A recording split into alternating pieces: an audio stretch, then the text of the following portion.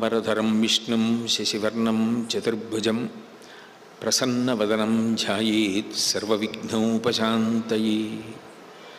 गुरुर्ब्रह्मा गुरुर्विष्णुः गुरुर्देवो महेश्वरः गुरुस्साक्षात् परं ब्रह्म तस्मै श्रीगुरवे नमः।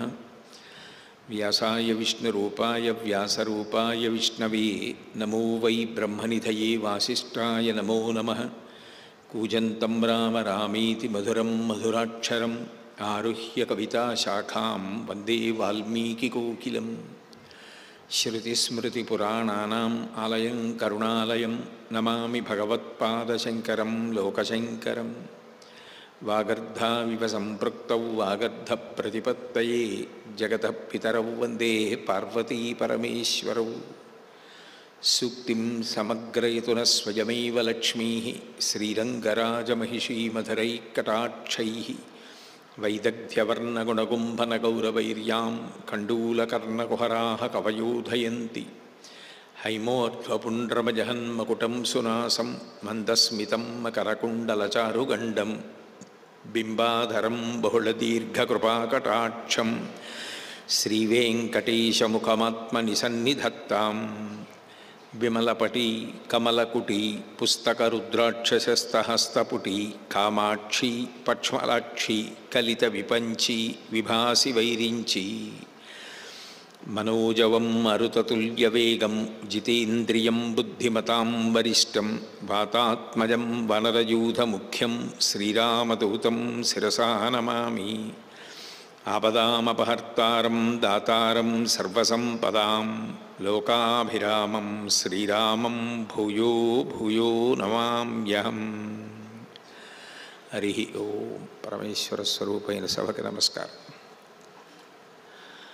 గంగానదీ వైభవం గురించి రాముడు వేసినటువంటి ప్రశ్నకి జవాబుగా విశ్వామిత్ర మహర్షి ఆ గంగానదీ వైభవాన్నంతటినీ కూడా స్తుతిస్తూ దేవసేనాపతి అయినటువంటి సుబ్రహ్మణ్యేశ్వర స్వామి వారి ఆవిర్భావానికి గంగానదియే కారణమైందని, ఆ గంగానది ఆనాడు శివతేజస్సుని భరించి షణ్ముఖుడు ఉత్పత్తి కావడానికి కారణభూతురాలు కాకపోయి ఉంటే సృష్టి అయోమయానికి లోనయ్యేదని, తారకాసుర సంహారం జరగడానికి మార్గం సుగమం అయ్యేది కాదని, అంతటి వైభవాన్ని సంతరించుకుని లోకోపకారం చేసినటువంటి మహాతల్లి గంగమ్మని, ఆయన గంగని స్తుతి చేస్తే ఆ బాలరాముడికి ఒక నది పట్ల ఎంత భక్తిభావం కలగాలో అంత భక్తిభావం కలిగింది. నది అంటే కేవలము నీటి ప్రవాహం కాదు, ఈ దేశంలో ఉన్న నదులకు అధిష్టాన దేవతలున్నారు. ఆ అధిష్టాన దేవతలు పిలిస్తే పలికే లక్షణముతో ఉంటారు అన్న విషయాన్ని రామచంద్రమూర్తి బాగా అర్థం చేసుకున్నారు. అది సనాతన ధర్మానికి జీవగర్ర. మనకి గోదావరి నదికి కూడా అధిష్టాన దేవత ఉన్నది. ఇప్పటికీ కూడా మీరు భద్రాచల క్షేత్రానికి వెడితే పమిడిఘంటం వారిది అంబసత్రవ్వనుంది. అక్కడ ఒకప్పుడు నెయ్యి తక్కువ వస్తే వడ్డన చేసేటప్పుడు శ్రీరామనవమికి భోజనాలు పెడుతున్న సందర్భంలో ఆయన గోదావరి నదికి వెళ్ళి ప్రార్థన చేశారు. అమ్మ, నాకు కొంత నెయ్యి అప్పుగా ఇయ్యి, మళ్ళీ నాకు నెయ్యి వచ్చిన తర్వాత ఇచ్చేస్తాను, భోజనాలు అవుతున్నాయి, నెయ్యి తక్కువ వచ్చిందని.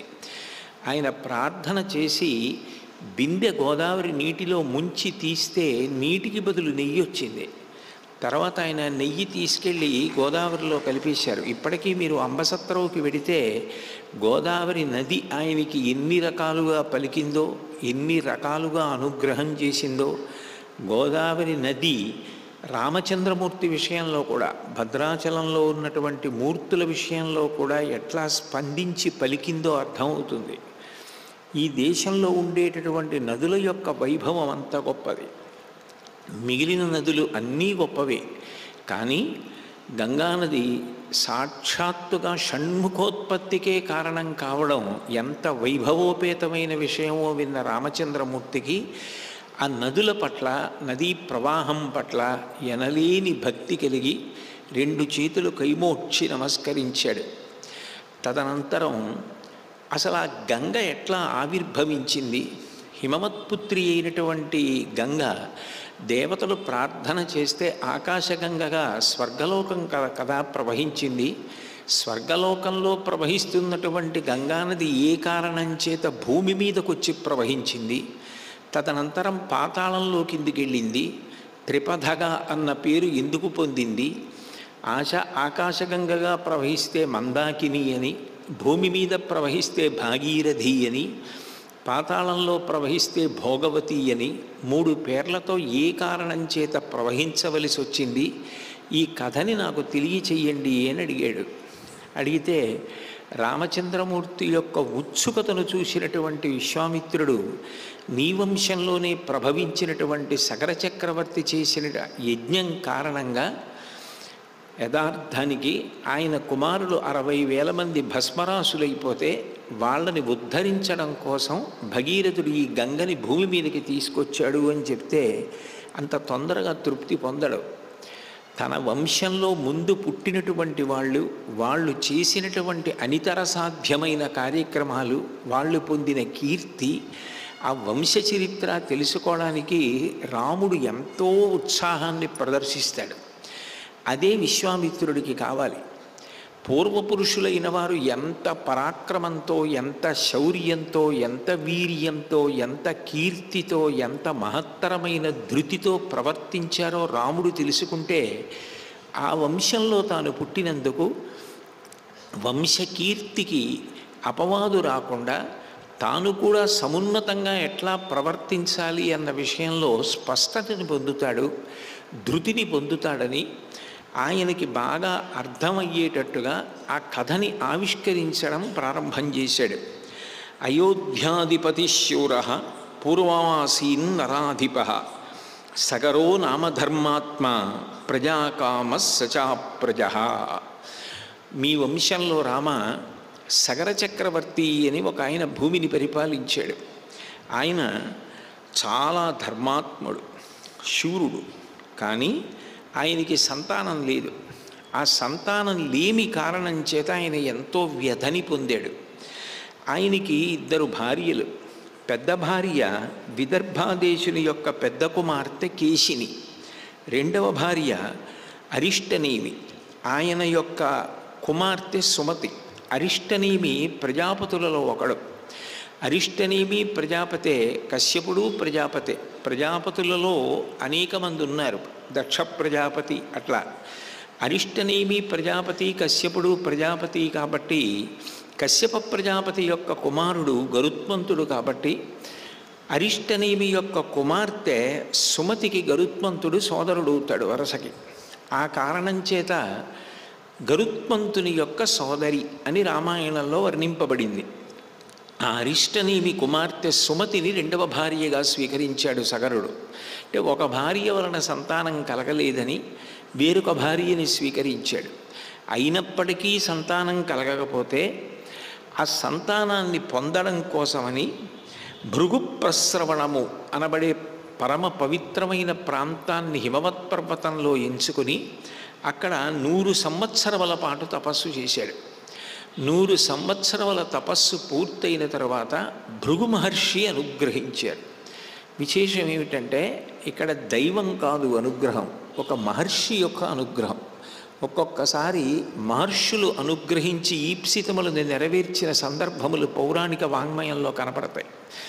కాబట్టి ఆ భృగు మహర్షి వచ్చి, నిన్ను నేను తప్పకుండా అనుగ్రహిస్తాను, నీ 2 భార్యల యందు కూడా ఉత్తములైన సంతానాన్ని పొందుతావు, ఒకరికి వంశకరుడైన కుమారుడు కలుగుతాడు. వంశకరుడైన కుమారుడు అంటే ఎవరి కారణంగా వంశం వర్ధిల్లుతుందో అటువంటి కుమారుడు కలుగుతాడు.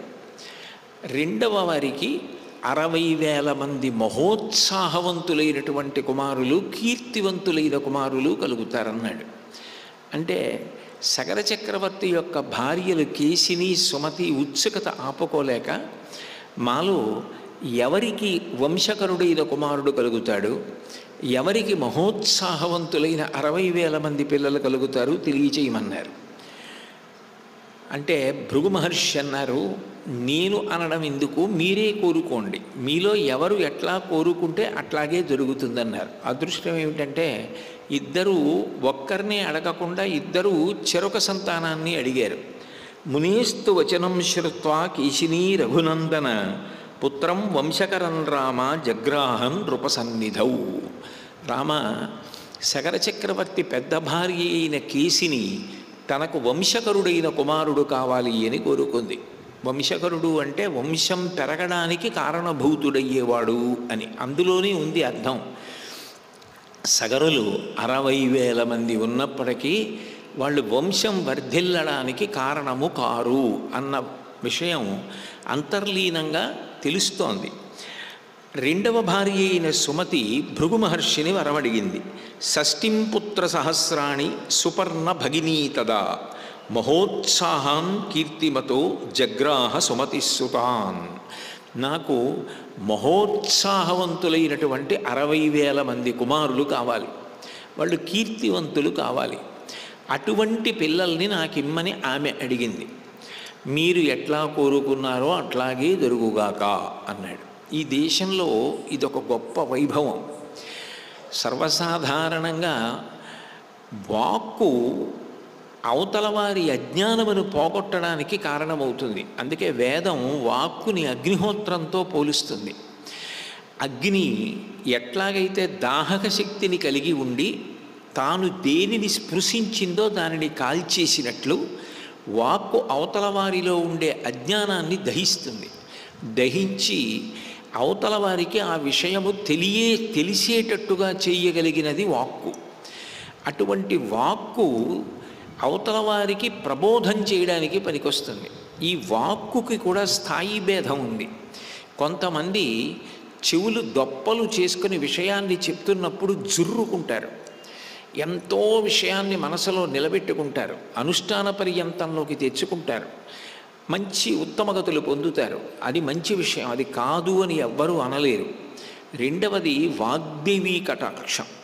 వాగ్దేవీ కటాక్షం కలిగిన వారు తాము ఏది చదువుకున్నారో, తాము ఏది తెలుసుకున్నారో అది సభలోకి వచ్చినప్పుడు అందరికీ అర్థమయ్యేటట్టుగా క్రిందకి దిగి వచ్చి స్పష్టంగా మాట్లాడగలిగినటువంటి శక్తిని పొంది ఉంటారు. ఆ మాటలు కేవలం పొల్లు మాటలైతే దాని వలన ఏ ప్రయోజనం లేని విషయాన్ని అర్థమయ్యేటట్టుగా చెప్తే ఏ ప్రయోజనం ఉండదు. హరినామస్తుతి చేయు కావ్యము సువర్ణాంభోజి హంసావళీ సురుచిభ్రాజితమై మానస సరస్ఫూర్తిన్ వెలుంగొందు శ్రీ హరినామస్తుతి లేని కావ్యము విచిత్రార్థాన్వితంబయ్యు శ్రీకరమయ్యుండ దయోగ్య దుర్మదన కాకోల కర్తాకృతిన్ అంటారు పోతన గారు. భగవంతుని యొక్క నామస్పర్శ కలిగినటువంటి గ్రంథం మానస సరోవరం లాంటిది. అక్కడికి హంసలు పెడతాయి. ఎంత విచిత్రమైన పదగుంభనంతో ఉన్నప్పటికీ, ఎంత గొప్ప అర్థాన్ని ప్రతిపాదించినప్పటికీ, అవతల వారికి అభ్యున్నతిని కల్పించగలిగిన సారవంతమైన విషయము భగవత్ స్పర్శాలీని గ్రంథములు ఏ ఉంటాయో అవి కాకులు వెళ్ళేటటువంటి ఇంగిలి విస్తళ్ళు పడవేసిన రేవు వంటివి అంటారు పోతన గారు. కాబట్టి అంత మంచి విషయాన్ని అవతల వారికి అర్థమయ్యేటట్టుగా చెప్పగలగాలి అంటే దానికి వాగ్దేవి కటాక్షం ఉండాలి. శంకర భగవత్పాదులు సౌందర్యలహరి చేస్తూ శరజ్యోత్స్నా శుద్ధాం శశియుత జటాజూటమకుటాం వరత్రాసత్రాణ స్ఫటిక గుటికా పుస్తకకరాం సకృన్నత్వానత్వా కథమివ సతాం సన్నిధదతే మధుక్షీరద్రాక్షా మధురిమధురీణా పణితయ అంటారు. మధుక్షీర ద్రాక్ష తేనె ఎంత తీయగా ఉంటుందో పసిపిల్లల దగ్గర నుంచి వృద్ధుల వరకు అందరికీ ఎంత తేలికగా జీర్ణమైపోతుందో, ఎంత ఆరోగ్యప్రదాయిని అయి ఉంటుందో అంతటి మధురమైన సారవంతమైన వాక్కులు మాట్లాడగలిగిన శక్తి క్షీర. పాలు భోజనానికి ప్రత్యామ్నాయం. ఆవు పాలు తాగేస్తే ఒక భోజనం చేసేసినట్లే. అంత గొప్పదై సన్యాసుల దగ్గర నుంచి సామాన్య గృహస్థు వరకు అందరూ పాలు స్వీకరిస్తారు. పసిపిల్లలు కూడా పాలు తాగి వృద్ధిలోకి వస్తారు. సమీకృత ఆహారమైన పాలు ఎట్లా పోషక శక్తిని కలిగి ఉంటాయో అట్లా సాత్వికమైనటువంటి వాక్కుల ద్వారా అవతల వారికి జ్ఞానమును ఇవ్వగలిగిన శక్తిని కలిగి ఉండడమే పాలతో సమానమైన వాక్కులను పొంది ఉండడం. మధుక్షీర ద్రాక్ష తొక్క తీసి తినవలసిన అవసరం లేకుండా వృద్ధుడైపోయినా దంతపటిమ లేకపోయినా నోట్లో వేసుకుని నొక్కినంత మాత్రం చేత తీయటి రసం చిప్పిల్లి అవతల వారికి ఆరోగ్యకరమైనటువంటి ద్రాక్ష పండు ఎంత గొప్పదో అంత మధురమైనటువంటి వాక్కులు పలకగలిగినటువంటి శక్తి తెల్లటి వస్త్రం కట్టుకున్న సరస్వతీదేవి యొక్క అనుగ్రహము ఎవరి యందు ప్రసరించిందో వారికి కలుగుతుంది అని శంకర భగవత్పాదుల యొక్క నిర్ణయం. వారు ఎంత పూజ చేస్తే కలుగుతుంది అంటే వారు గత జన్మలలో చేసిన పుణ్యం కారణంగా సకృన్నత్వా వారు ఒక్క మాట భగవంతుడికి నమస్కరించినా వారి చిత్తశుద్ధిని చూసి పరదేవత అట్లా అనుగ్రహిస్తుంది అని. కాబట్టి క్షీరద్రాక్ష మధురీణా పణితయ. మూడవది ఇంతకన్నా పెద్ద స్థాయి. ఎర్రని బట్ట కట్టుకున్న సరస్వతీదేవిని శంకరాచార్యులు వారు ఉదాహరిస్తారు. అందులో ఎర్రటి బట్ట కట్టుకున్న సరస్వతీదేవి యొక్క అనుగ్రహము కలిగి ఉండడము అంటే చాలా అరుదైన స్థితిని పొందుతారు. తాను నాయకుడుగా భగవంతుణ్ణి నాయకుడుగా తనను నాయికగా ఊహించుకుని గొప్ప గొప్ప స్తోత్రాలు చేస్తారు. అది చేసేటప్పుడు ఇంకా నాయికాభావన పొంది కందుల వెంట ఆనంద భాష్పాలు పడుతుండగా చేస్తారు. అరుణాచలంలో భగవాన్ రమణులు అరుణాచల అక్షర మణిమాల అని ఒక గ్రంథాన్ని అటువంటిది చేశారు. అంటే అంత గొప్ప స్థితిని పొందాలి అంటే అది ఎర్రటి వస్త్రం కట్టుకున్నటువంటి సరస్వతీదేవి యొక్క అనుగ్రహము చేత కొంతమందికి మాత్రమే లభిస్తుంది అని. అంతకన్నా పై స్థాయి గొప్ప తపస్సు చేసినటువంటి వారెవరుంటారో వారు అన్నది నిజమవుతుంది తప్ప వారు నిజమన్నారు అని అనకూడదు. వారి వాక్కుకి అంత శక్తి ఉంటుంది. వారు నోటితో ఏదైనా ఒక మాట అన్నారనుకోండి, ఆ మాటని నిజం చేయవలసిన కర్తవ్యాన్ని ఎవరు స్వీకరిస్తారంటే భగవంతుడు స్వీకరిస్తాడు. విధివశము చేత అక్కడ వేరొక రకంగా జరగవలసి ఉన్నప్పటికీ మహాత్ముల నోటి వెంట ఏ మాట వచ్చిందో ఆ మాట అట్లాగే జరిగేటట్లుగా భగవంతుడు చూస్తూ ఉంటాడు. అందుకే మీరు రామాయణంలో గమనిస్తే నందీశ్వరుడు ఒకప్పుడు వానర సమూహముల వలన లంకాపట్టణానికి చేటు కలుగుతుందని శపించిన కారణం చేత దేవతలు, ఋషులు, యక్షులు, గంధర్వులు, కిన్నెరులు మీ అందరూ కూడా వానరుల యొక్క అంశతో వెళ్ళి లంకాపట్టణానికి చేటు కల్పించండి బ్రహ్మగారు అనుగ్రహించాడు. అంటే ఒక మహాత్ముడి నోటి వెంట వచ్చిన మాటని నిజం చేసే కర్తవ్యాన్ని భగవంతుడు స్వీకరిస్తాడు. ఇక్కడ భృగు మహర్షి అనుగ్రహించారు. అంటే వారి తపశ్శక్తి అటువంటిది. అంత తపశ్శాలురైన వ్యక్తులు సంతోషాన్ని పొంది మంచి మాట అన్నారనుకోండి, అదే జరుగుతుంది. వారి నోటి వెంట రాకూడని మాట వచ్చిందనుకోండి, అంత ప్రమాదము తటస్థిస్తుంది. అందుకే సంయమనము, ఓర్పు అన్నది అంత అవసరమై ఉంటుంది. క్షమించు వానికని చాలమి పెట్టెదరు అయినంతలపన్ అనూన క్షమయమెరయు తొడవు ఉత్తమ రూపంబు కోరువారు దాల్తురు దానిన్ అంటారు తిక్కనగారు భారతంలో. అది ఒక అద్భుతమైనటువంటి ఆభరణం. అటువంటి ఓర్పు అందరూ పట్టలేరు. అటువంటి ఓర్పు శక్తి ఉండి కూడా అవతల వారు ఆయన చేతకానితనమని అనుకుంటున్నా కూడా హద్దు దాటకుండా ఓర్పు పట్టాలి అంటే దానికి ఎంత గొప్ప ఆభరణమైనటువంటి ఆ సహనాన్నో ధరించినటువంటి వాడై ఉండాలి. అంత శక్తి కలిగిన సముద్రం ఒడ్డు దాటకుండా చెలీలి కట్టని నేను దాటను అని నియమం పెట్టుకుని ఉండిపోయింది కాబట్టి సృష్టి నిలబడింది. అంత శక్తి ఉన్న సముద్రం నేను చిలీలి కట్టని దాటతాను అందనుకోండి, ఏమైపోతాయి ఊళ్ళు? ఆ సంయమనం పాటించడంలో, ఆ ఓర్పు పాటించడంలో అసలు ఈ సృష్టి అంతా నిలబడి ఉంది. నాతిచరామి ఆ ఒక్క మాటకి కట్టుబడడం చేత సనాతన ధర్మంలో గృహస్థాశ్రమ వైభవం అంతా నిలబడి ఉంది. ఒక్కొక్క మాట సంయమనానికి, ఓర్పుకి, మనిషి జీవితంలో ప్రవర్తించవలసిన విధానానికి హద్దులుగా నిర్ణయింపబడి ఉంటాయి. భృగు మహర్షి నోటి వెంట ఏది వచ్చిందో అది జరిగి తీరవలసిందే. కాబట్టి సుమతికి వంశకరుడైనటువంటి కుమారుడు కలగాలి. కేసినికి 60,000 మంది మహోత్సాహవంతులు కావాలి. ఇప్పుడు మీరు ఇక్కడ ఉన్న సూక్ష్మమైన భేదాన్ని గమనించాలి. మనిషికి ఎప్పుడూ ఉత్సాహం ఉండాలి. ఉత్సాహం లేని మనిషి అసలు కార్యాన్ని సాధించలేడు. రామాయణంలోనే అయోధ్యకాండలో ఒక చోట కౌసల్య మాట్లాడుతూ అంటుంది, ఉత్సాహో బలవాన్ నార్యా నాస్తుత్సాహత్పరం బలం సోత్సాహస్యాస్తిలోకీస్మిన్ నకించిదపి దుర్లభం అంటుంది. ఉత్సాహవంతుడైన వ్యక్తి సాధించలేనిది లోకంలో ఉండదు. చదువుకునేవాడికి చదువు యందు ఉత్సాహం ఉండాలి, బరువుగా చదవకూడదు. ఇది నాకు తప్పదు జీవితంలో, నేను ఈ చదువు చదవవలసిందే, ఇది నా కర్మ అని చదివినవాడు సంతోషంగా చదవలేడు. ఒక పూజ చేసేవాడు ఇది నా భాగ్యం, నేను ఇవాళ పూజ చేస్తున్నాను, ఇన్ని కోట్ల జీవరాశుల్లో పూజ చేసే భాగ్యం నాకు లభించింది, ఈ తెల్లవారుజాముని సద్వినియోగం చేసుకుని పూజామందిరంలో ప్రవేశించి గృహదేవతల్ని నేను ఆరాధన చేస్తున్నాను అని ఉత్సాహంతో సంతోషంగా చేసేవాడు పూజని సంతోషంగా చేస్తాడు. ఏది చేశారన్న దానికన్నా ఎంత ఉత్సాహంగా ఎంత సంతోషంగా చేశారన్న దాన్ని బట్టి ఫలితం ఉంటుంది. దాని వలన ఆదర్శవంతమవుతారు.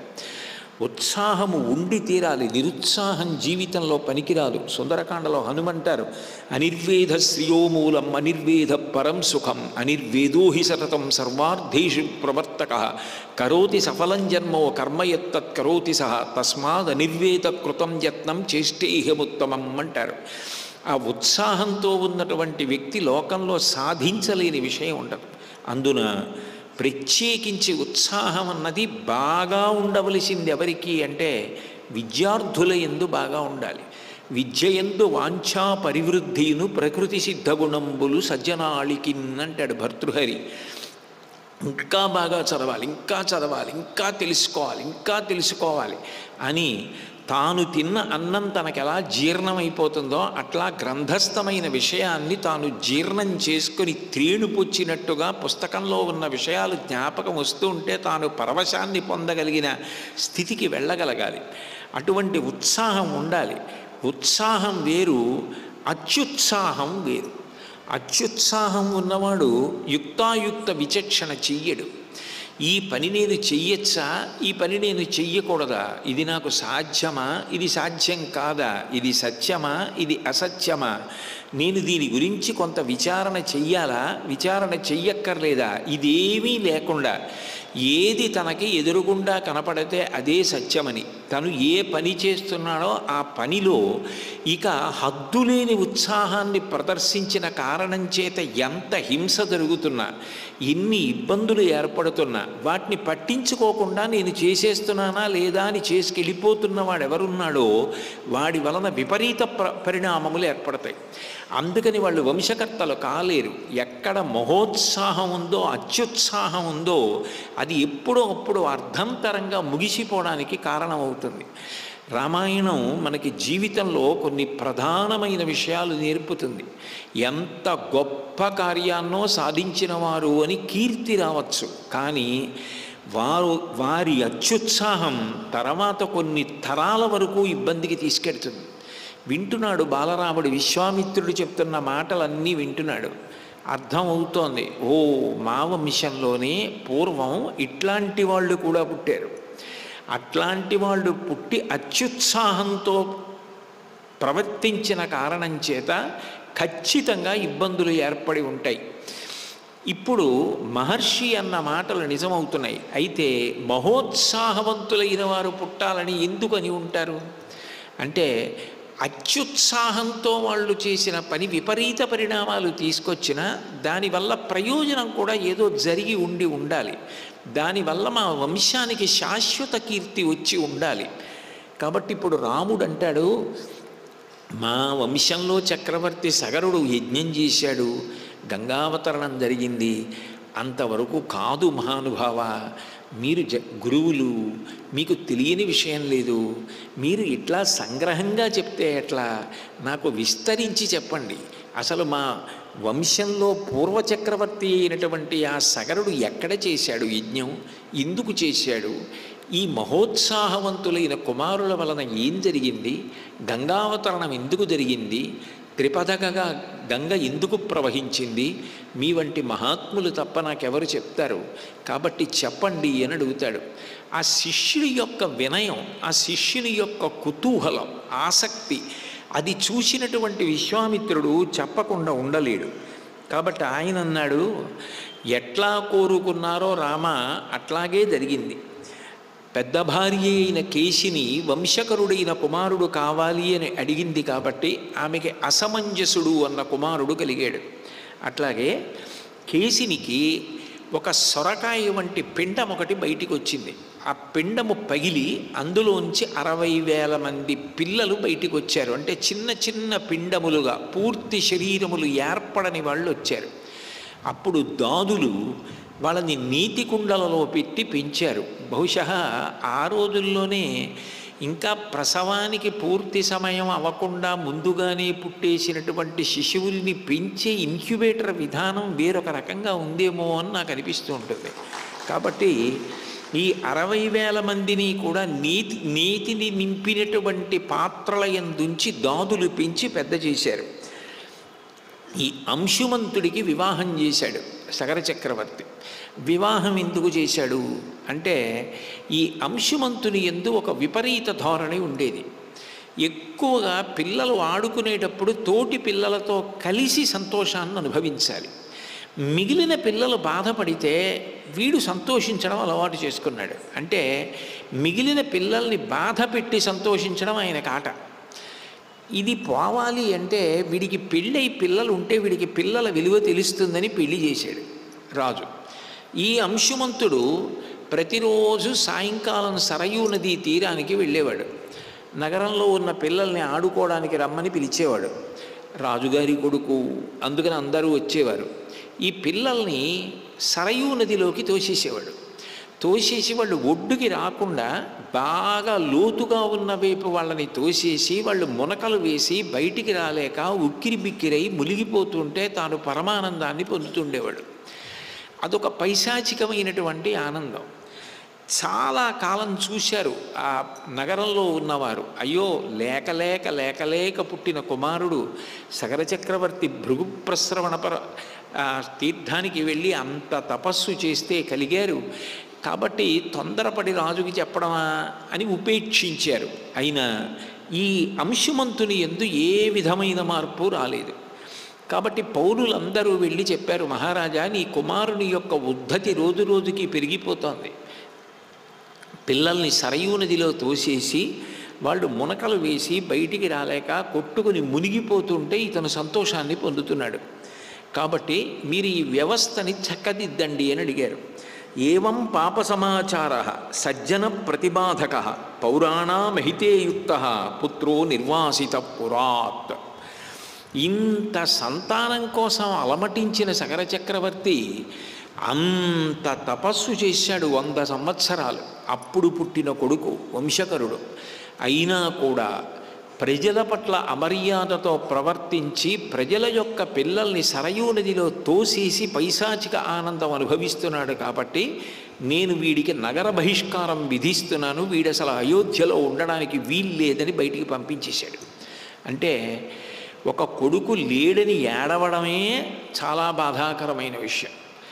100 సంవత్సరములు తపస్సు చేసిన తర్వాత మహర్షి యొక్క వరం వలన కలిగినటువంటి కుమారుడు ఇంత నేరాన్ని చేస్తే ఎట్లాగో అట్లా సర్ది చెప్పేసి కుమారుణ్ణి రక్షించుకోవడం కాకుండా కుమారుడు దోషం చేశాడు అని తెలియగానే ఆ కుమారుణ్ణి వదిలిపెట్టేయడానికి సిద్ధపడ్డ త్యాగమూర్తులు నీ వంశంలో పుట్టారు రామ, గుర్తించు. ఇది రాముడి మనసులో నాటుకుంటోంది. ఇంతటి ధర్మాత్ములు ధర్మం కోసం అవసరమైతే నావారన్న వారిని చూడకుండా పరిత్యజించినటువంటి మహాపురుషులు పుట్టినటువంటి వంశం. కాబట్టి కొడుకునే వదిలిపెట్టేశాడు. ఆ అంశుమంతుని యొక్క కుమారుడు సగర చక్రవర్తి దగ్గర పెరుగుతున్నాడు. అసమంజసుడు అని పేరు. ఆయన పెరుగుతున్నాడు. ఆయన పినతండ్రులు 60,000 మంది సగరులు. నీ పూర్వుడు ఆ సగర చక్రవర్తి యజ్ఞం ఎట్లా చేశాడని అడిగావు కదూ. ఒక పక్క హిమవత్ పర్వతం ఉంటుంది ఉత్తర దిక్కున, వేరొక పక్కన వింధ్య పర్వతం ఉంటుంది. విశ్వామిత్రుడు ఎంత గొప్పగా వర్ణిస్తాడో. ఈ రెండిటి మధ్య పెద్ద పెద్ద నగరాలు లేని కారణం చేత ఇవి రెండు ఒకదాన్ని ఒకటి చూసుకుని మాట్లాడుకుంటున్నాయా అన్నట్లుగా ఉంటుంది. ఈ 2 పర్వతాల మధ్యలో ఉన్న ప్రదేశం పరమ పవిత్రమైనటువంటి ప్రదేశం. ఇంత పవిత్రమైన ప్రదేశంలో యజ్ఞం చేస్తే బాగుంటుంది అని ఆలోచన చేసి సగర చక్రవర్తి అక్కడ యజ్ఞాన్ని సంకల్పం చేశాడు. ఆ యజ్ఞం చేస్తున్నప్పుడు అశ్వాన్ని విడిచిపెట్టాలి. కాబట్టి ఒక శుభముహూర్తాన్ని చూసి అశ్వాన్ని విడిచిపెట్టి మనవడైనటువంటి అంశుమంతుణ్ణి పిలిచి, ఈ గుర్రానికి రక్షకుడిగా నువ్వు కూడా వెళ్ళు అన్నాడు. అంటే గుర్రానికి రక్షకుడుగా అంశుమంతుడు కూడా బయలుదేరాడు. ఆ గుర్రంతో పాటుగా మరికొంతమంది పండితగణాన్ని, విద్వాంసుల్ని కూడా పంపించాడు. ఆ గుర్రం కొంతకాలం దేశమంతటా తిరిగింది. రాక్షసీం తనుమాస్థాయ యజ్ఞీయాశ్వమపాహరత్. ఇంద్రుడు రాక్షస వేషాన్ని ధరించి ఆ గుర్రాన్ని అపహరించాడు. యజ్ఞం పూర్తి చేయడానికి అవకాశం లేదు అశ్వం తిరిగి రాకపోతే. కాబట్టి యజ్ఞం మధ్యలో ఆగిపోకూడదు. అలా ఆగిపోతే యజ్ఞానికి అభ్యంతరం ఏర్పడింది అని. అట్లా అభ్యంతరం ఏర్పడి దాన్ని తొలగతోయలేకపోతే, అధిగమించలేకపోతే, దాన్ని సంకల్పం చేసిన యజమాని, దానితో పాటుగా యజ్ఞం చేస్తున్న ఋత్విక్కులు అందరికీ కూడా అమంగళకరమైన పరిస్థితి ఏర్పడుతుంది. కాబట్టి ఎట్లాగైనా అశ్వాన్ని తీసుకురావాలి. ధూర్తతనంతో అశ్వాన్ని అపహరించిన వాడిని సంహరించి అశ్వాన్ని మళ్ళీ వెనక్కి తీసుకురావాలి. అయితే సాధారణంగా మీరు ఈ పౌరాణిక వాంగ్మయం పరిశీలిస్తున్నప్పుడు ఒక విషయం కనపడుతుంది. ఎవరైనా తపస్సు చేస్తున్నారనుకోండి, వెంటనే ఇంద్రుడు అప్సరోగణాన్ని పిలుస్తాడు. మీరు వెళ్ళి అక్కడేదో నృత్యం చేయండి, వసంతుడు మీ వెనకాతలు వస్తాడు, కోయిల వస్తుంది, పాట పాడుతుంది, వాళ్ళ తపస్సు భంగం చేసేయండి అంటూ ఉంటాడు. ఏమిటి ఇంద్రుడికి ఈ తాపత్రయం? ఎవరు తపస్సు చేసినా ముందు ఆయనే ఉలిక్కిపడి తపోభంగం చేస్తూ ఉంటాడు. ఎందుకు అట్లా చెయ్యడం అంటే అది కేవలం దుష్కృత్యంగా భావిస్తారు కాదు. అట్లా ఎందుకు చేస్తాడంటే ఇంద్రుడు దేవతలకు అధిపతి. దేవతలు కూడా అన్నం తినాలి. దేవతలకి అన్నం ఎక్కడి నుంచి వస్తుందంటే హవిర్భాగం ద్వారా వస్తుంది. సనాతన ధర్మం అత్యంత ప్రధానమైన విషయం ఏమిటంటే అగ్ని ఆరాధన. సనాతన ధర్మానికి ఉన్నటువంటి జీవతమమైన సిద్ధాంతం అగ్నిని ఆరాధించడం. అందుకే మీరు చూడండి, పుట్టుక దగ్గర నుంచి మృత్యువు వరకు కూడా అగ్ని ఆరాధన అంత ప్రధానమై ఉంటుంది. ఆఖరికి ఎంత గొప్పగా ఉంటుందంటే ఇల్లాలు వండినటువంటి అన్నపు పాత్రని కూడా దక్షిణం వైపుకి దింపకుండా ఉత్తరం వైపుకి దింపుతారు. ఎందుకంటే ఇది దేవతలకి పనికి వచ్చుగాక. అట్లా ప్రసాదంగా ఇంట్లో వాళ్ళందరూ తిని వృద్ధిలోకి వచ్చుగాక. యజ్ఞయాగాది క్రతువులలో హవిస్సుని సమర్పిస్తే అది దేవతలు తిని వర్షం కురిపిస్తారు. అంటే దేవతలకు ఆహారం దేని మీద ఆధారపడింది? మనం చేసేటటువంటి పుణ్యకర్మ యజ్ఞయాగాది క్రతువుల మీద ఆధారపడింది. ఇప్పుడు యజ్ఞయాగాది క్రతువులు అదే పనిగా ఒక వ్యక్తి పరమ భక్తితో, శ్రద్ధతో, నియమంతో చేసుకుంటూ వెళ్ళిపోతున్నాడు అనుకోండి, కొంతకాలానికి ఏమవుతుంది? ఆయనకి అంటూ ఒక కోరిక లేదు, ఒక కోరికతో చేయట్లేదు. నిజంగా చెప్పాలి అంటే సగరుడికి ఏ కోరిక లేదు. ఎందుకనంటే ఇప్పుడు సగరుడికి వంశకరుడైనటువంటి కొడుకు పుట్టాడు. అందుకే అసమంజసుడికి రాజ్య బహిష్కారం విధించిన నగర బహిష్కారం. ఆయనకి కొడుకు పుట్టాడు. ఆ కొడుకు పుట్టిన కారణం చేత అంశుమంతుడున్నాడు. వేరొక భార్య యందు పుట్టిన 60,000 మంది పిల్లలు సగరులు ఉన్నారు. ఆయనకి సంతానలేమి సమస్య లేదు, రాజ్యం ఉంది, ధార్మికంగా పరిపాలిస్తున్నాడు. మరి యజ్ఞం ఎందుకు చేశాడు అంటే ఇది నేను చెయ్యవలసిన పని అని చేసుకుంటూ వెళ్ళిపోతున్నాడు. ఇప్పుడు ఇలా కొంతకాలం ఏ కోరిక లేకుండా నిస్వార్థంగా భగవంతుణ్ణి ఆరాధించారనుకోండి, అది దేనికి కారణమవుతుంది అంటే చిత్తశుద్ధికి కారణమవుతుంది. నేను అన్నది మీకు బాగా అర్థమయ్యేటట్టు నేను చెప్పగలిగానో లేదో నాకు తెలియదు, కానీ మీకు ఇంకా బాగా అర్థం అవ్వాలి అంటే నేను ఒక్క ఉపమానం చెప్తే మీకు అర్థమవుతుంది. నేను మీకు కొన్ని పచ్చిమిరపకాయలు, 4 ఎండుమిరపకాయలు, కాస్త చింతపండు, ఉప్పు, కొన్ని నీళ్లు ఇచ్చి మీరు ఎట్లా వాడుకుంటే అట్లా వాడుకోండి అన్నాను అనుకోండి. మీరు దానితో చారు పెట్టుకుని చారు తాగడమో, చారుతో అన్నం కలుపుకు తినడమో చేశారనుకోండి, మీకు పుష్టి కలుగుతుంది.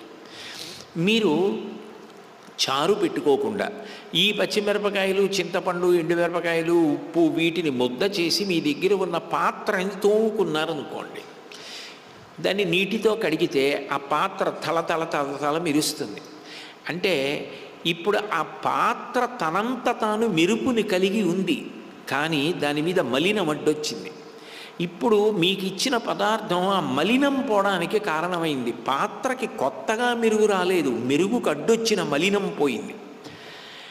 కర్మ చేసేటప్పుడు ఏమీ కోరుకోకుండా, ఇది నా అదృష్టం, ఈశ్వరుడు నన్ను తన చేతి పనిముట్టుగా తీసుకుని నా చేత చేయిస్తున్నాడు, నా చేత ఈశ్వరుడు ఏది చేయిస్తున్నాడో ఇదంతా నేను ఈశ్వరుడికి సమర్పణం చేసేస్తున్నాను, నన్ను ఎప్పటికీ నీ చేతి పనిముట్టుగా ఇట్లాగే ఉంచి నా చేత ధార్మికమైన పనులు చేయించదవుగాక అన్నాడు అనుకోండి. ఆయన చారు పెట్టుకోవట్లేదు, అంటే అది ఆయనకి పుణ్యం కాదు.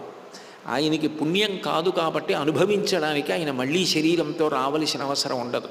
పుణ్యం ఉందనుకోండి, దానికి సుఖాన్ని అనుభవించడానికి రావాలి. అవి పెట్టి పాత్ర తోమితే మెరుపు ఎలా వచ్చిందో, నిస్వార్థంగా కర్మలు చేసుకుంటూ వెళ్ళగా వెళ్ళగా వెళ్ళగా వెళ్ళగా అవిద్య తొలగిపోతుంది. అవిద్య తొలగిపోతే అదే జ్ఞానము కలగడానికి కారణం. చిత్తశుద్ధి, పాత్రత, అప్పుడు పరమేశ్వరుడు జ్ఞానమును అనుగ్రహిస్తాడు. అది పుస్తకాలు చదివితే వచ్చేది కాదు, అనుభూతి. అందుకని ఉత్తమ కర్మలు చేస్తారు. కర్మ చెయ్యకుండా ఉండడానికి వీలు లేదు, కర్మ చెయ్యవలసిందే. ఎందుకు చెయ్యాలి అంటే కర్మలు చేస్తే తప్ప చిత్తశుద్ధి ఏర్పడదు. ఆ చిత్తశుద్ధి ఏర్పడితే దానిని పాత్రతగా భగవంతుడు జ్ఞానమిస్తే జ్ఞానాద్దేవతు కైవల్యం, దాని చేత మోక్షాన్ని పొందుతాడు. అందుకని ఈ కర్మలు ఇట్లా చేసుకుంటూ వెళ్ళిపోయాడు అనుకోండి నిస్వార్థంగా, ఆయనకి భగవంతుడు జ్ఞానం ఇచ్చి మోక్షం ఇచ్చేసాడు అనుకోండి, ఇక మళ్ళీ అట్లా కర్మలు చేసేవాడు వస్తాడని నమ్మకం లేదు. అట్లా కర్మలు చేసేవాడు ఉంటే తప్ప దేవతలకు అన్నం దొరకదు. దేవతలకు అన్నం దొరకాలంటే దేవతలకు అధిపతి అయిన ఇంద్రుడు ఏం చేయాలి? అవతల వాళ్ళు నిస్వార్థంగా కర్మలు చేసుకుంటూ వెళ్ళిపోకుండా, మోక్షము వైపుకు వెళ్ళిపోకుండా, పాత్రత ఏర్పడకుండా, వాళ్ళు ఇంకా కర్మలు చేయడానికి వీలుగా వాళ్ళకి ఏవో ప్రతిబంధకాలు కల్పించి వెనక్కి లాగుతూ ఉండాలి. అందుకని ఇంద్రుడు తన దగ్గర ఉన్న దేవతల శ్రేయస్సు కొరకు దీన్ని చేస్తాడు. అందుకే మీరు చూడండి, ఎప్పుడైనా ఇంద్రుడికి దోషం వచ్చిందనుకోండి, వెంటనే ఋషులు దేవతలు అందరూ కలిసి మంత్రపూరిత జలాల చేత ఆయన్ని శుద్ధి చేస్తారు. మలదకరూష దేశముల విషయంలో ఇంద్రుడిని శుద్ధి చేయడానికి కారణం అదే. ఇంద్రుడు ఎప్పుడు దోషం చేసినా దేవతలు ఎందుకు శుద్ధి చేస్తారంటే, వీళ్ళ కొరకు ఆయన పరిపాలకుడుగా నింద తెచ్చుకుని కూడా ముందుకెడుతూ ఉంటాడు కాబట్టి ఇంద్రుణ్ణి రక్షించుకుంటూ ఉంటారు వాళ్ళు. కాబట్టి ఇంద్రుడు యజ్ఞాశ్వాన్ని అపహరించాడు. పౌరాణిక వాంగ్మయంలో జరిగే విషయాన్ని వేదాంత ధోరణితో సమన్వయం చేసుకుని సరిగా అర్థం చేసుకోకపోతే ఇంద్రుడంటే ఎప్పుడూ ఇట్లాంటి పనులు చేసేవాడు అని అనిపిస్తుంది. ఎవరి పని వాళ్ళు చేస్తారు, ఏ పని ఎవరు చేస్తున్నారో వాళ్ళకి అది గొప్ప. ఒకరి ఆహారం ఒకరికి విషం కావచ్చు. నాగుపాం విషం తీసేస్తే నాగుపాం దెబ్బ తినచ్చు, కానీ ఆ విషం తీసి వైద్యుడు శుద్ధి చేస్తే వేరొకరికి ఔషధమి బ్రతకడానికి కారణం కావచ్చు. కాబట్టి ఇప్పుడు ఇంద్రుడు ఆ యజ్ఞాశ్వాన్ని అపహరించాడు. రాక్షసీం తనుమాస్థాయ యజ్ఞీయాశ్వం అపాహరత్. ఆ గుర్రం వెంట వెళ్ళినటువంటి అంశుమంతుడు సగర చక్రవర్తి మనవడు విద్వాంసులతో కలిసి తిరిగి వచ్చేసాడు. వచ్చేసి, తాతగారు నాకు ఆ అశ్వం కనపడలేదు, ఎవరో ఎత్తుకుపోయారు, నేను అంతటా పరిశీలించాను కానీ నాకు కనపడలేదు, నాతో వచ్చిన విద్వాంసులు కూడా తెలుసుకోలేకపోయారు, కాబట్టి ఇప్పుడు ఏం చేయాలని అడిగాడు. సగర చక్రవర్తి యజ్ఞం చేయిస్తున్న ఋత్విక్కుల వంక చూశాడు. ఆ ఋత్విక్కులు అన్నారు, ఈ యజ్ఞానికి సంకల్పం చేసిన వాడివి నువ్వు, ఇప్పుడు ఈ సంకల్పానికి ప్రతిబంధకంగా యజ్ఞాశ్వం అపహరింపబడితే అపహరించిన వాడిని వెతికి పట్టుకుని సంహారం చేసి యజ్ఞాశ్వాన్ని తీసుకొచ్చి పూర్తి చెయ్యకపోతే యజ్ఞము దోషభూయిష్టమైంది, అంటే యజ్ఞము పూర్తి చెయ్యని దోషం వచ్చింది. తత్కారణము చేత నీకు మాకు కూడా అమంగళం కలుగుతుంది, కాబట్టి ఎట్లాగైనా యజ్ఞాశ్వాన్ని తీసుకురావాలన్నారు. అంటే సగర చక్రవర్తి అన్నాడు, నేను దీక్షితుడను, యజ్ఞ దీక్ష అంటారు కదా, దీక్షలో ఉన్నాను కాబట్టి నేను ఊరు విడిచిపెట్టి వెళ్ళడానికి అవకాశం లేదు. కాబట్టి మీరు 60,000 మంది కుమారులు ఉన్నారు, నాకు సుమతి యందు ప్రభవించినటువంటి పుత్రులు 60,000 మంది పిల్లలు కనుక మీరు ఈ భూమిని అంతటినీ చాలా తొందరగా వెతకగలరు. ఎందుకనంటే ఒక్కొక్కరు ఒక్కొక్క యోజనం చొప్పున ఈ భూమిని విభాగం చేసేసుకొని ఒక్కొక్క యోజనం చొప్పున భూమిని అంతటినీ కూడా వెతికేసేయండి.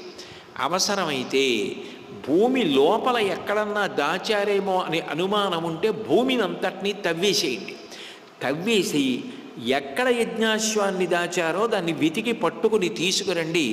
అప్పటి వరకు నేను, పౌత్రుడు, ఈ అంశుమంతుడు, ఇక్కడ ఉన్నటువంటి ఋత్విక్కులు యజ్ఞదీక్షలో ఇట్లాగే ఉంటామన్నారు. అంటే ఈ 60,000 మంది మహోత్సాహవంతులు కదూ, ఇక ముందు వెనక చూడరు, వెళ్ళమనేటప్పటికీ సంతోషం అంతే. యోజనాయామ విస్తీరం ఏకైకో ధరణీతలం బిబుధు పురుష వ్యాఘ్ర వజ్రస్పర్శ సమైర్నఖై.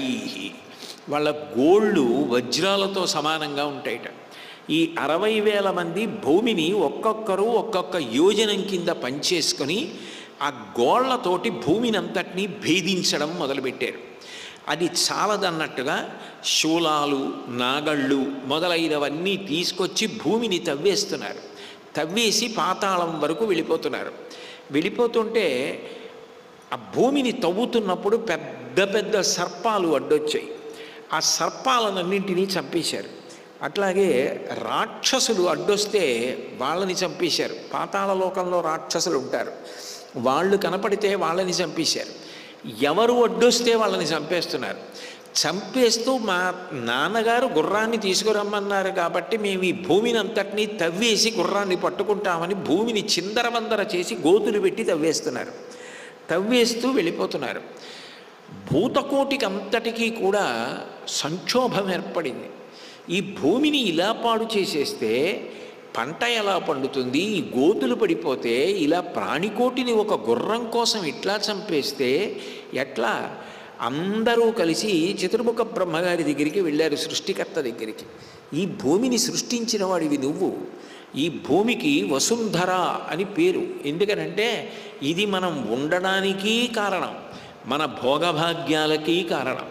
ఉన్నాము భవతి అంటారు సంస్కృతంలో. ఉన్నాము అంటే కారణం అన్నం తినాలి.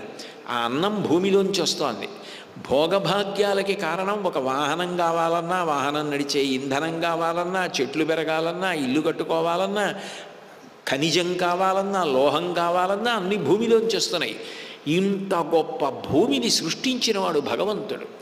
ఇంత గొప్ప భూమిని నువ్వు సృష్టిస్తే ఈ భూమిని అంతటినీ కూడా 60,000 మంది సగరులు గోతులు పెట్టి తవ్వేస్తున్నారు.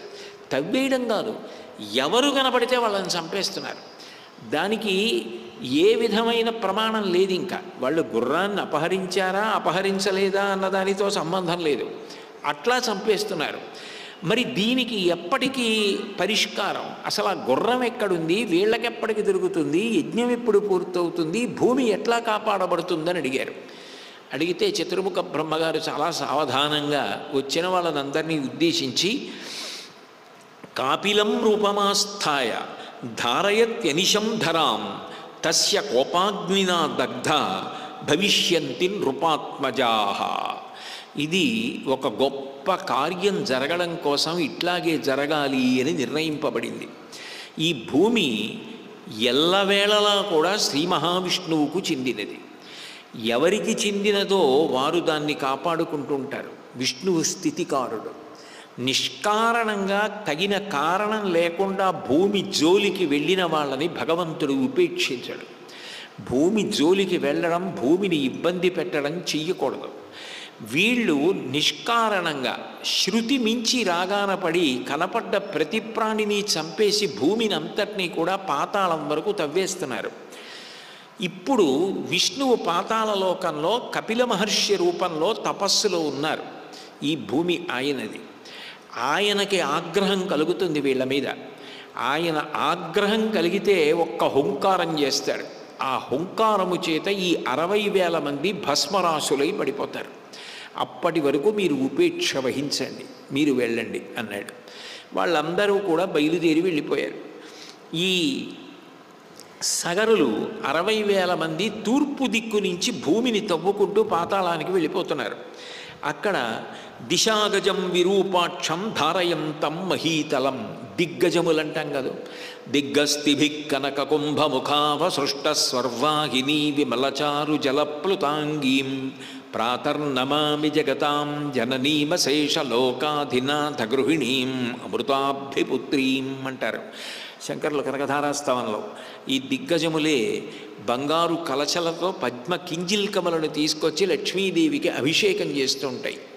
లక్ష్మీర్దివ్యైర్గజేంద్రైర్మణిగణఖచితై స్నాపితా హేమకుంభై నిత్యం సా పద్మహస్తా మమ వసతు గృహే సర్వమాంగళ్యయుక్తా అని శ్రీ సూక్తంలో అమ్మవారిని పూజ చేస్తాం కదా. ఆ దిగ్గజములు అమ్మవారికి పద్మకింజిల్కములతో అభిషేకిస్తాయి. తూర్పు దిక్కున ఉన్న దిగ్గజానికి విరూపాక్షము అని పేరు. అది కుంభస్థలం మీద భూమిని మోస్తూ ఉంటుందిట. దానికి బాగా బడలిక కలిగితే ఒకసారి కదులుతుంది. అలా కొద్దిగా కదిలింది అనుకోండి అంటే అంత ఓర్పుతో అట్లా నిలబడి ఉంటాయి.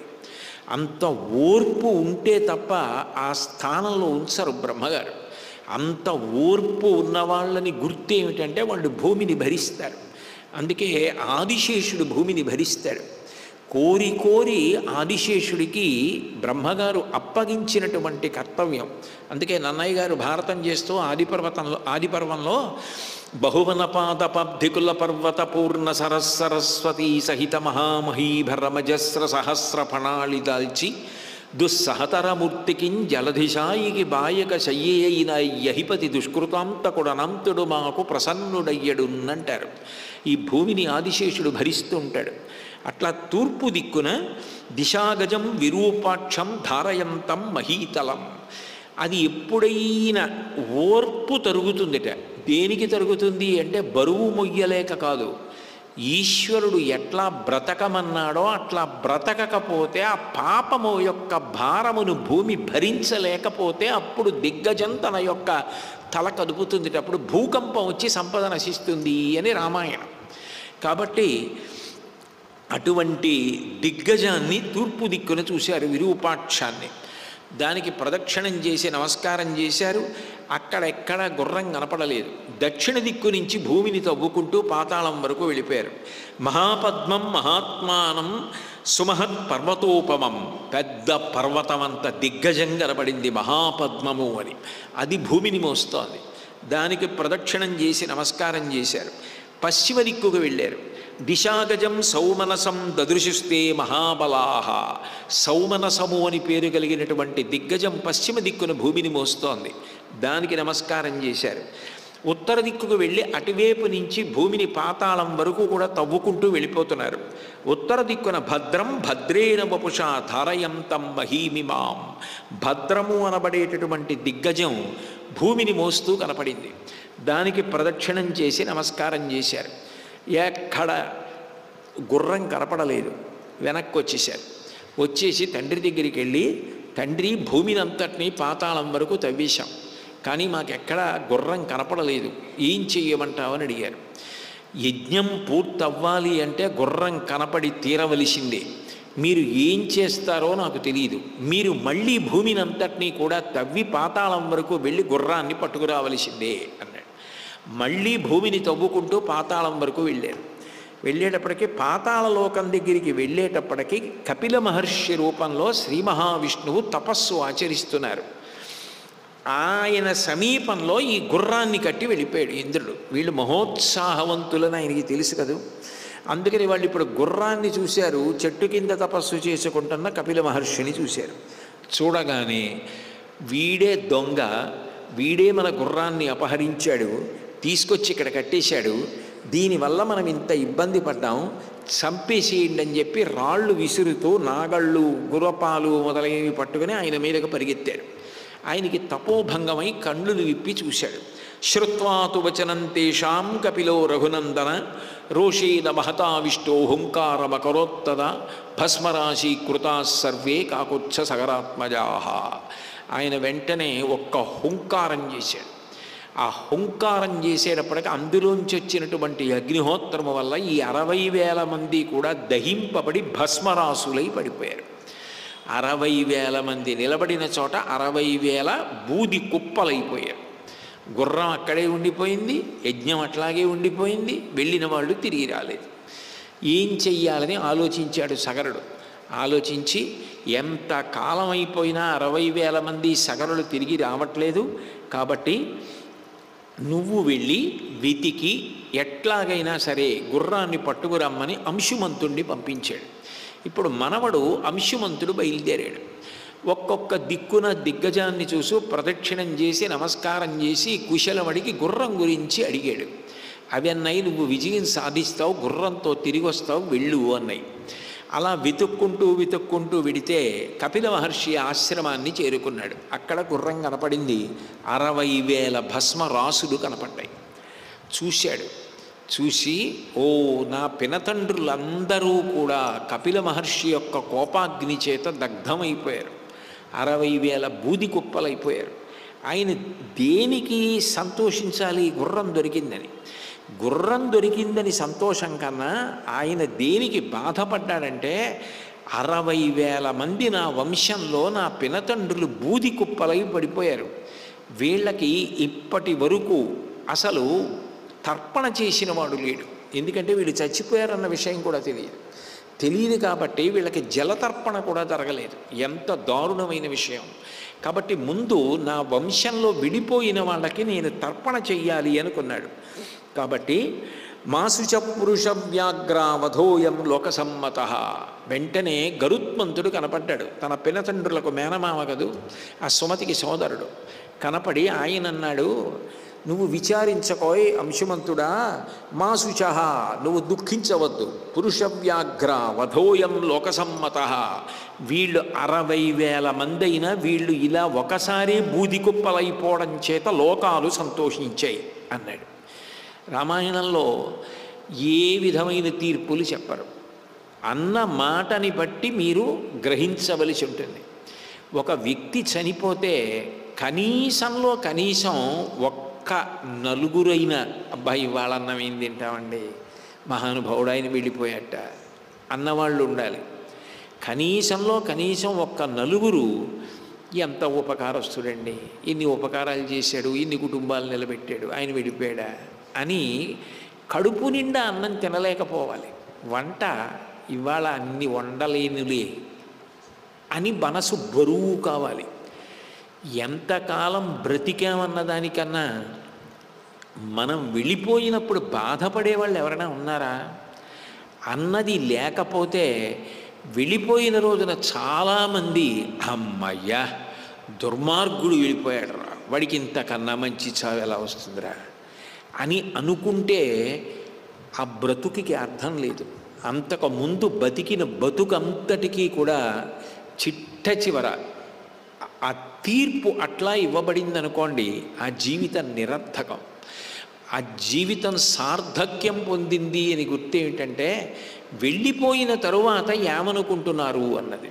గరుత్మంతుడంతటి వాడు ఏమన్నాడంటే, వధోయం లోకసమ్మత, లోకమంతా సమ్మతించిన వధ, వీళ్ళు ఇలా చనిపోవలసింది. లేకపోతే గుర్రం కనపడకపోతే నువ్వు అడిగినట్టు వాళ్ళు దిగ్గజములను అడగాలి, పెద్దలను సేవించాలి. అంతేకాని తండ్రి గారు చెప్పాడని భూమిని అంతటినీ కూడా తవ్వేసి గోతులు పెట్టేసి పాడు చేసేసి కనపడ్డ వాళ్ళందరినీ చంపేస్తూ సమస్త భూతములను నాశనం చేసేస్తే ఉత్సాహం ఉంది కదా అని అర్థం పర్థం లేని అత్యుత్సాహానికి పోయి ఇట్లా ప్రవర్తిస్తే అటువంటి వాళ్ళు మరణించకూడదని ఎవరు కోరుకుంటారు? ఇంత అత్యుత్సాహం ఉన్నవాడు, ముందు వెనక ఆలోచించని వాడు, తనకప్పటికి ఏది తోస్తే అది చేసేసి అది నేను అప్పటికి మంచిది అనుకున్నాను అన్నవాడి వల్ల ఎంత అప్రయోజనం సమాజానికి జరుగుతుంది. భూమిని అంతటిని ఇంత పాడు చేసేసారే, భూమి ఎన్ని ప్రాణులు బ్రతకవలసింది, ఆ భూమి ఎవరి సొత్తు? రామకృష్ణ పరమహంస ఒకసారి శిష్యులతో కలిసి కూర్చుని ఉంటే ఒక శిష్యుడు పరమహంసని అడిగాడు, అసలు భగవంతుడికి ఇంత కర్తవ్యం ఉంటుంది కదా, ఇన్ని కోటాను కోట్ల ప్రాణుల్ని సృష్టించాలి, నిలబెట్టాలి, పడగొట్టాలి, అన్నం పెట్టాలి, నీళ్ళు ఇవ్వాలి, అసలు ఆయనకి ఓ నవ్వు నవ్వడానికి అవకాశం ఉంటుందా అంటే ఎప్పుడైనా సంతోషంగా ఉంటాడా? ఎప్పుడు ముఖం ఇలా పెట్టుకుని అదే పనిగా ఈ సృష్టి రచన చేసుకుంటూ ఉంటాడా అని అడిగాడు. అడిగితే రామకృష్ణ పరమహంస అన్నారు, భగవంతుడు ఎప్పుడూ పకపక నవ్వుతూ ఉంటాడన్నారు. అంత పకపక నవ్వడానికి ఆయనకి సమయం ఎక్కడుంది, కారణం ఏముందని అడిగారు శిష్యులు. అంటే పుట్టిన వాళ్ళందరూ ఈ భూమిలో కలిసిపోవలసిన వాళ్ళే. కానీ ప్రతిరోజు ఎవడో ఒకడు గజంబద్ద పట్టుకుని భూమిని కొలిచి ఇది నాది అని చెప్పి నా పేరు మీద ఈ భూమి అన్నవాడే, ఎక్కడ చూసినా కొలుచుకునేవాడు నాదనేవాడే. కానీ ఈ భూమిలోకి వాడిలిపోతాడు తప్ప ఈ భూమి ఎవరిది కాదని తెలుసుకున్నవాడు లేడని భగవంతుడు పకపక నవ్వుతూ ఉంటాడు రా. అందుకని అది కారణం అన్నారు పరమహంస. అట్లా ఈ భూమి ఇన్ని ప్రాణులు బ్రతకవలసినది, అన్ని ప్రాణులు బ్రతకవలసిన భూమిని ఇలా నాశనం చేసిన వాళ్ళు ఇట్లా కాకపోతే ఎట్లా మరణిస్తారు? అంటే అన్నిటికన్నా పెద్ద దోషం భూమిని బాధ పెట్టడం. కాబట్టి మాసుచ పురుష వ్యాఘ్ర వధోయం లోకసమ్మత, లోకసమ్మతమే వారి వధ అన్నాడు. అని ఇప్పుడు ఈ అంశుమంతుడు అక్కడెక్కడైనా ఏదైనా తటాకం ఉందా, నీళ్లు తీసుకొచ్చి వాళ్ళకి జలతర్పణ చేద్దామని చూశాడు. కపిలేనాప్రమేయేన దగ్ధాహిమే మహాబలాహ సలిలం నర్హసి ప్రాజ్ఞ దాతుమేషాం హి లౌకికం. సామాన్యమైన మరణం, సహజమైన మరణం పొందినవారైతే ఈ భూమి మీద ఉన్నటువంటి నీళ్లతోటి వాళ్ళకి జలతర్పణ చేయవచ్చు, వాళ్ళకి అందుతాయి. కానీ ఈయన మరణించినది సాక్షాత్తు శ్రీ మహావిష్ణువు యొక్క విశేషమైన కోపాగ్ని యందు మరణించారు. ఆయన హుంకారం చేస్తే మరణించారు. ఇంత భయంకరమైన మరణం పొందిన వారికి జలతర్పణ చేసినా నీళ్లు జీవులకు చేరకుండా ఆవిరైపోతాయి. అట్లాంటి వాళ్ళకి నీళ్ళు అందాలి అంటే వీళ్ళు ఇట్లా ఎటూ కాకుండా పడుండకుండా ఉన్నతగతులు పొందాలి అంటే దానికి ఒకే ఒక్క మార్గం ఉంది. ఆకాశంలో ప్రవహిస్తున్నటువంటి దేవనది అయినటువంటి గంగా నదిని భూమి మించి పాతాళానికి తీసుకొచ్చి వీళ్ళ భస్మరాసుల మించి గంగ ప్రవహించాలి. ఆ గంగా జలాలతో వీళ్ళకి తర్పణ చెయ్యాలి. అప్పుడు వీళ్ళు తరిస్తారు. అప్పటి వరకు ఇంతే. కాబట్టి సలిలం నర్హసి ప్రాజ్ఞ, ఈ భూమి మీద ఉన్నటువంటి తటాకములో, చెరువులో, జలాశయములో వాటిలో ఉన్న నీటి చేత తర్పణ చేయడం కుదరదు. సుపర్ణ వచనం శ్రుత్వా సోంశుమానతి వీర్యవాన్ త్వరితం హయమాదాయ పునరాయాన్ మహాయశాః. గరుత్మంతుడు చెప్పిన మాట విని ఇక వీళ్ళకి జలతర్పణ చేయడం కూడా కుదరదు. ఇది మా వంశంలోనే నిజానికి పెద్ద మచ్చ. ఇక్ష్వాకు వంశంలో 60,000 మంది చనిపోతే వాళ్ళకి జలతర్పణ చెయ్యడానికి భూమి మీద నీరు సరిపోనంత భయంకరమైన కపిలుని యొక్క రోషాగ్నికి మరణించారు. అంత తప్పు చేశారు. వెనక ఉన్న వాళ్ళు తరింప చేయలేకపోయారు. ఎవరూ గంగను తీసుకురాలేదు, గంగతో తర్పణ చేయలేదు. కాబట్టి వాళ్ళకి నీళ్లు కూడా అందక తప్పించిపోతూ ఆ ప్రాణులు కొట్టుకుంటున్నాయి అని చెప్పుకుంటారు. మహోత్సాహం, అత్యుత్సాహం ఎంతమందిని బాధ పెడుతోందో చూడండి. ఉత్సాహంగా ఉండు. ముందు వెనక శాసనపరై మదాచార్య పురోగమై సర్వైశ్చ పూర్వైరాచార్యై సత్కృతాయాస్తు మంగళం. మంగళం కోసలేంద్రాయ మహనీయ గుణాత్మనే చక్రవర్తి తనూజాయ సర్వభౌమాయ మంగళం. ఉమాకాంతాయ కాంతాయ కామితార్థప్రదాయినే శ్రీగిరీశాయ దేవాయ బలినాథాయ మంగళం. సర్వం శ్రీ ఉమామహేశ్వర పరబ్రహ్మార్పణమస్తు. స్వస్తి.